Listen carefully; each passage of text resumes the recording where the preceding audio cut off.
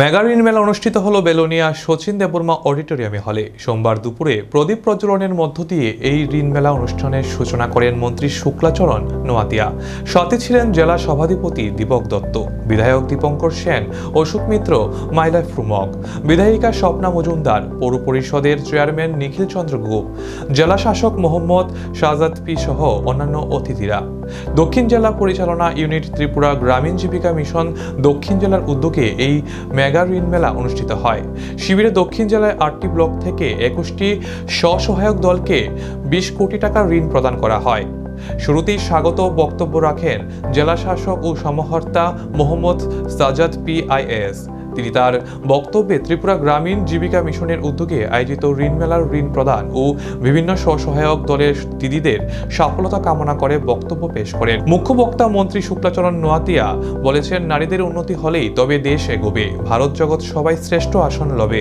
তাই সব ক্ষেত্রে নারীদের যোগদান আবশ্যিক। নারীদের আর্থিক সচ্ছলতার মধ্যে দিয়েই দেশ এগিয়ে যাবে। তিনি সবাইকে রাষ্ট্রের উন্নয়নে এগিয়ে আসার আহ্বান জানান। মন্ত্রীর বক্তব্যের শেষে জেলার বিভিন্ন স্বসহায়ক দলগুলোর মধ্যে চেক প্রদান করেন এই দিনের আয়োজিত অনুষ্ঠানে মঞ্চে উপবিষ্ট অতিথিরা।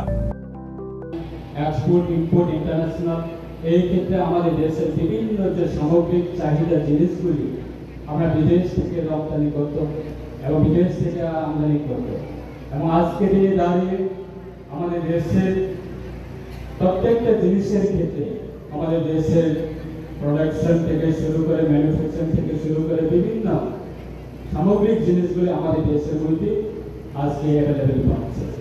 এবং তার সাথে সাথে আজকে এই অনুষ্ঠান আমাদের দিদিরা জন্য অত্যন্ত গুরুত্বপূর্ণ, যে আমাদের সরকার ক্ষমতা আসার পরে রাজ্যের মাননীয় মুখ্যমন্ত্রী প্রফেসর ডক্টর মানিক সাহা মহোদয়ের নেতৃত্বে এবং প্রাক্তন মুখ্যমন্ত্রী বিপ্লব কুমার দেবের মহোদয়ের নেতৃত্বে আজকে আমাদের দিদিরা বেরোজগার ছিল এক সময়ে।